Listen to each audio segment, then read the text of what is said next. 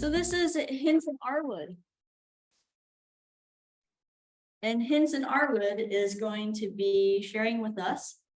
He's a fire insurance for private nonprofit entities, vice president of sales, and I have a little bio.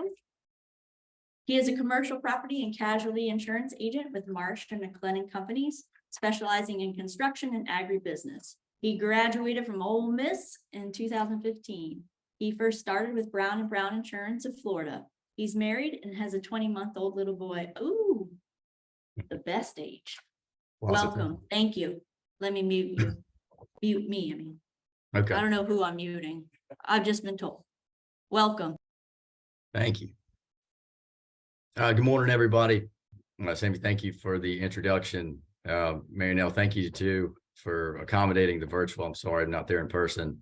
Some scheduling issues kind of got in the way of that. And also apologize to sound the way I do. Like you said, I have an almost 2-year-old, so I'm kind of at the mercy of whatever he decides to bring home on a daily basis. So glad to be here. Again, thank you for the opportunity. Great presentations by the two before. I hate that I have to follow it up talking about insurance, so it's not going to be quite as exciting, but going to do my best to get through it. Again, my name is Hinson Arwood. I'm a commercial property and casualty insurance agent with Marsh McLennan out of Thomasville, Georgia. Been in the industry about 7 years. Had an opportunity to work within the forestry space for probably the last 5. So learning about your business, how important it is to the state, it has been very interesting, but also learning kind of the adverse issues that we have from an insurance standpoint, the pains that you're feeling in terms of acquiring insurance and keeping insurance as you move forward. So what I want to do is kind of give a brief overview of the state of the insurance market right now, especially as it pertains to the state of Florida, and how forestry is kind of on the back end of that, how they all are kind of intermingled with one another. So currently, and I know I'm preaching to the choir on this, Florida from an insurance standpoint is a very difficult state. Given the adverse nature of the weather within the state of Florida, property has been a real issue. We've seen, major storms come through, having catastrophic loss. Adding to the issues of finding adequate coverage has been a big deal in recent years. Another half of that is insurance companies within the last couple of years, probably 2 or 3 of them pulled out of the state of Florida completely from a property standpoint. So losing those markets that have traditionally been big property writers in the state, I don't want to name them specifically, have created a capacity issue for the rest of the markets that are still writing in the state of Florida. So they're taking on all this capacity, which means they're taking on, potential losses, and their loss ratio goes down. So the state of Florida becomes less and less attractive when it comes to writing property insurance. So we've seen the property rates are going up, finding adequate coverage that doesn't have, let's say, hurricane excluded or wind and hail exclusions, and also finding it where it's actually affordable. On the other side of that, you have auto. Given the litigious state of our society right now, it's very difficult. A small fender bender can turn into everybody goes to the hospital. We have a total loss of the car. Now you're paying full policy limits. You're getting dropped by your insurance, and then finding another carrier to write that as becomes increasingly more difficult. So in terms of forestry, actually, what we need to be talking about, it's very interesting. Because when you're looking at a first-year forester, and when I say that, I mean either prescribed fire specialist or land mitigation, your professions, finding coverage starting out, or if you have no losses, is actually relatively simple. For a long period of time, Philadelphia Insurance has kind of held the pen on that market and has done a good job of providing adequate coverage. We've had a couple more come into the fray as well. Again, I don't have too much knowledge on those because they are direct writers, but there is Conservation United out of Colorado, and then Outdoor Underwriters, I think, which is out of South Carolina. Again, I wish I had more understanding of those markets, but again, I don't have access to them, so they are directly writing with their companies. But in terms of that coverage, we're looking at, when you find these products, are they insuring you correctly? And I know you've been purchasing this insurance for a long time. So again, I'm just reiterating that, but you're looking for your standard general liability, what's going to respond to your ongoing operations if bodily injury or property damage arises out of what you're doing. But then on the other side of that, you have your foresters, errors and omissions, which is more the consultative portion of your business. And really it breaks down to general liability is, are you lighting the fire? And the E&O is, are you instructing on how to light the fire or consulting on how that fire should be lit? And so where the actual exposure basis is coming from. And so, these markets do a good job of tailoring a product, again, that allows you to, go throughout your course of operations. It takes off that liability, from the actual burner. So the issue now that we're having is what happens when you have adverse loss history. And when I say loss history, I'm saying what follows you. What is your experience, throughout your course of operations? Where is your basis of exposure of losses? And so, you're for the longest time, paying very low premiums with these companies. And, as we've seen, losses when it comes to prescribed fire are not low.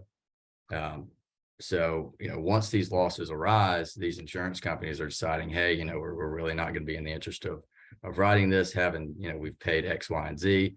So they drop you. So now what do you do? So now it's on us to go out to a secondary market or a surplus market to find you coverage that is going to include your prescribed burning, which the exclusion in question there is hostile fire, which we see on a lot of underlying policies. But the issue is the premium of what they're trying to charge you for this is, sometimes 200 to 300 times of what you've been paying in the past. And so the intermediate portion between the low coverage or the low premium dollars to a surplus market and, 200 to 300 times what you were paying before, that's our main issue, is that gap between, is how are we going to mitigate, finding adequate coverage for you so you continue your business without, it being too painful in the back end from a premium standpoint. And so, when we're talking about these losses, now that we're done with the market portion, it is a little interesting within the state of Florida and Georgia now, because 99 and 2000, when gross negligence was passed, essentially that statute was saying, this is layman's terms, so don't quote me, I'm not actually saying the statute, but as it was basically telling you that as long as pre and post burn either suppression efforts or mitigation efforts were taken into effect, that any bodily injury or property damage that arises out of a burn, the liability of that is going to be taken away from the burner and put back on the state, which is fantastic. Great for the burner. A lot of times I think, we kind of get lost in the fray of we don't need insurance because we have that statute in place. But it really is, that's really not the truth. So, in a perfect reality, yes, that would work for us all. But what we are seeing is from the time of that loss getting out, a fire jumps, we have, serious property damage, loss of life, bodily injury, whatever it may be. From the time that loss happens and the time that it's investigated, and then it makes it to the state makes their determination of whether gross negligence comes into effect or not. We could be years down the road. And so the time in between that, where the insurance company is picking up your defense costs, because that was also a portion I meant to mention earlier. Under your general liability, your insurance company has the duty to defend. So your defense costs are going to be included outside your limits of liability. So they're paying your legal fees, your litigation fees throughout the process of having this claim mitigated. And so, and those loss fees are expensive. They're extensive right now. I don't know if you've seen legal fees in the past, but they're not going down by any means. So, we could be looking at a 2-year process where your losses are, from a defense standpoint, are $250,000 to $500,000 before we've even settled the claim, if they decide to do that. So the insurance company is looking at it and thinking, what, I've been defending this individual for a year and a half. Our defense costs are $250,000. We've got a claim out there that could potentially be over that. And I think it's in the best interest of all of us is if we settle. So we settle, pay the claim, do not give the gross negligence statute the time and the ability to come into effect. So then that loss is now with you. So when a loss occurs, before anything is paid out, it is going to be on your loss runs as a reserve. And when I say a reserve, I mean that is essentially an unpaid loss dollar, unpaid claims, because they're not exactly sure what the total amount is going to be once everything is litigated or at a final claim conclusion. And so they're taking a look at it as, the insurance company, now that they have decided that they are going to settle on this claim, they've already non-renewed you. So that coverage has gone away. So now we're already out in the surplus market trying to find adequate coverage for you. But during that time, you have this loss that's sitting in our loss, which we have to provide to the insurance companies for them to understand the risk. And right, so they see this huge loss on your loss runs. And now it's making it more and more difficult to find coverage because of what it looks like and the negative effect that it has. And so now that the insurance company has decided to settle that claim, that loss is going to stick with you for at least 3 to 5 years. So we now have this 3 to 5 period window where you have adverse losses. You've been non-renewed by your standard markets. We're now in a surplus market trying to find you coverage, and everything is kind of stacking against you. Because when they're looking at these triggering exposures, fire is one of the biggest ones, because insurance companies are very black and white. Like, is there fire present? Yes. Okay, we really don't want to write it. If fire's not there, okay, this makes it look more appropriate. There are billions of dollars worth of fire losses in California. There are fire losses in the state of Florida, but there's nothing differentiating the two and the difference of it for an insurance company, because all they're saying is that fire is the primary issue. So we don't want to have anything to do with it. So that's why we're really having issues finding markets out there that are willing to step in and help us out. Once we get past our standard markets of the Philadelphias and those alike. So those are the primary issues that we're butting up against. They are relatively large. We have been dealing with this and have had these adverse effects for quite some time. I didn't want this to be an overly negative presentation the whole time, but unfortunately, there really is no solution yet. I do know that there are certain things being done. I have been contacted on those. I can't speak on those yet because they haven't been published, but it looks like some things might be coming down the pipeline that could be helping. Really, that was the bulk of the presentation. I really wanted to give a lot of time for questions because I know it's a pretty question-heavy topic. So please fire away if we're ready. So, Mary Nell, they hear through the laptop. Yep. Okay. And you are now on. Cool. Hey, Hinson, first question for you. Well, you say for your operations infrastructure, maybe $1 million coverage, $6 million umbrella. What would you say to them? They're looking at not the exact company's different. What would be a rate? So I guess the question is, if you want $1 million, $2 million coverage, what's the annual cost? Okay, so starting out, it could be anywhere from a minimum premium of, anywhere from $1,700 to probably $3,500. Of course, that's going to vary depending on your sales exposure. But if you're just starting out, that really is your primary window. Minimum premium wise, is that probably $1,500 to $1,700 to $3,500. Mm-hmm. Any other questions from the audience? Ben, any questions online? No questions online. Really? Okay. I guess it means I covered it all. That's good. Any questions, Ray, about fan insurance? No, okay, I'm gonna let that go. No, I'm not actually. Okay, cool. I guess if there's no questions, Sammy. All right. Yeah, it's a good topic. All right. Oh, yes, we have one. Come on up. All right, so David, we can count on you. So look into the computer and ask so everyone can hear you. Step right up. Hey, Hinson, it's David Hogreff again. I figure I'll ask questions. Hey, some people may not know what to ask, but there's definitely a lot of questions about this. When you're a contractor, obviously you're going to need general liability insurance, workers' comp, but also automobile insurance. Do you guys offer all that to those personnels and ranges of cost for some of those different operations? We definitely do. The best thing to do is to package that all together. Philadelphia does have access to that. But when you start writing things on a monoline basis, the premium for that does increase as you go. So we do try and package it all together. It's from an overall standpoint of price, it's going to be how big is your fleet on the auto.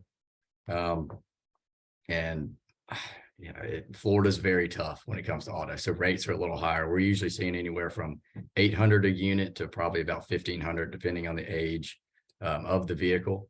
For workers' compensation, Florida is a state statute state. So everything is run by the state. So the rates are set or set by the state. So the code that we normally use is 9180. Which it does no definition that would look to prescribe fire. Or that's one of the primary codes that we use, but I got to go back and take a look at what the actual rate is. But again, that's based off of your rate and payroll. So as your payroll goes up, your premium is going to be more essentially. For sure. And you mentioned before, obviously, even liability goes up. Say you bring in 1.5 million a year. How much more above that 17 to 3,500 would that bump your company? Quite a bit. General liability. Quite a bit. Yeah. We're talking about those who are just kind of starting out. You know, if you're looking at your sales revenue anywhere from 150 to probably 500,000, we're probably around that minimum premium number. But when you're exceeding $1 million, getting all the way up into those bigger numbers, your premium is going to be affected on that directly. Okay. One other question for those who do more wildland, as going out west for the wildfires, do you guys offer coverage for Type 6 engines, things like that, to go out and assist in California? We do. Very difficult. Everything in California is, no pun intended, on fire, especially from an insurance industry. We've seen individuals out there who are just cutting lines for some of the bigger companies out there. They are paying, I mean, millions of dollars in insurance just for that portion of their business. So while we do it, but everything is based off of the state that you are domiciled in. So if we write your policy and you're in the state of Florida and you're performing work in California, you know, it kind of varies on how much we're going to tell the insurance company, essentially. And we know that you're going out and doing work out there. You are transporting either your equipment or your vehicles out to California, which carries a very heavy risk. So it does adversely affect your premium. But for the most part, you know, we're assuming that the majority of your business is in the state of Florida, where your rates are going to be less, as opposed to if you're in the state of California, where they're going to be more. So there's the gray area that we talk about in insurance, where we don't have to tell the insurance companies everything we know.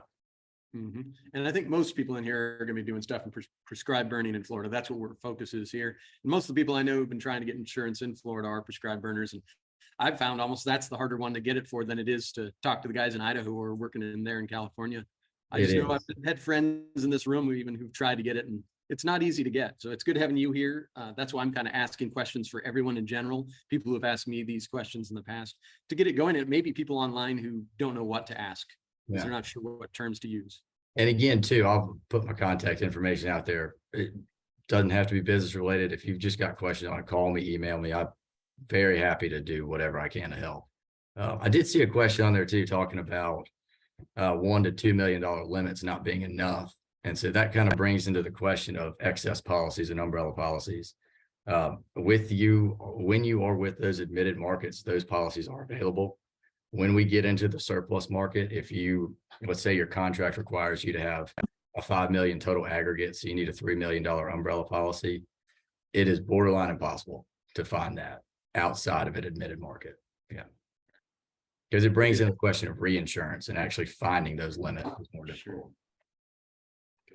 Well, thanks, Hinson. We'll see if there's any other questions, but thanks for all your help. Yeah, thank you very much. And real quick, so do you have access to the chat? Are you looking at that now?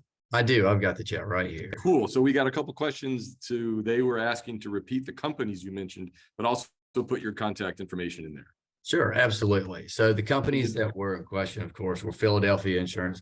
We can go directly to them because we're a direct writer with Philadelphia. We're an agency intermediary, so we act as the broker between the client and the insurance company that we're writing with. Now, the others I mentioned were Conservation United out of Colorado. I don't know if I'm allowed to say the names of the individuals running those programs. They do a fantastic job. So, but they are relatively new. And I think the process of getting the insurance is great because it's very thorough. So they do a good job. The other is Outdoor Underwriters, which I don't know that much about because, again, they are a direct writer with the market, so I can't work with them. And I think they're out of South Carolina. All right, cool. Ben, was there another question? Yeah, actually I have two more. So one is, have they considered providing liability insurance for prescribed burn associations? have they considered providing liability coverage for prescribed burn associations or PBAs? It is possible, absolutely. Again, the underwriting process is a little more thorough. But again, it is a possibility, yes. With the Yeah, that's a admitted good market, question. we can always find insurance through the surplus lines market. We just don't want to go there because the premium is painful. But yes, it is possible, absolutely. Yeah, the number of PBAs has grown exponentially in the last easily 5 years. So there are a lot of them out there. That's a good question. One more? Yeah. I think efficient option for small business about spraying cover grass and burning under timber. Could a burner be uninsured? Could a burner be uninsured? I've lost what you just said. Well, the question was what Cost efficient option only about $1,000 for a company making 10 grand a year, doing Kogan grass and then burning under timber. Okay, could you repeat the question one more time? I'm sorry. I missed the No. first part. So- Sorry, I missed the No, first I part of the guess, question. I guess it's all about, is there options for a small company making under 10 grand that does like invasive removal and then burning under timber? Correct? Yeah, absolutely. There definitely is an option for it. Again, we would go directly to Philadelphia and you'd be at a minimum premium standpoint for that. Mr. Sadler. Yeah, I have a question. So I'm a small landowner, say I got 100 acres. Come on up, John. Yeah. We have Mr. Sadler. Look into the camera. Again, I'm sorry, I'm not there in person. I wish I was. All right, so I had actually somebody asked me the other day, so they're a private landowner, they've got maybe 50 or 100 acres. And as part of their land management, they want to burn that. Are they covered under their general, like homeowners policy type stuff, or would they need to get separate insurance for that if they're just burning their own stuff? So it's interesting. So as long as you've got that personal liability, that's going to be included on your personal lines or your homeowner's policy. From my understanding, yes, you should be covered. Again, I specialize in the commercial insurance for the contractors on the burning side. So homeowners and personal lines is a little different.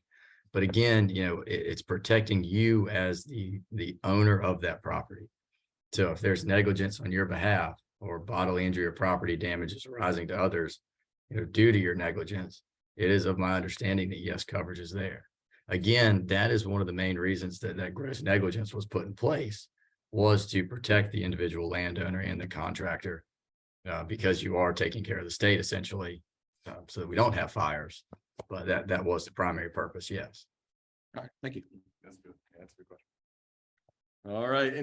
Ben, anything else online that I can mangle? Okay. Well, cool. Thank you so much for the presentation. And Sammy, I guess all right, that's a round of applause. Thank you. Cool. Thank you all very much.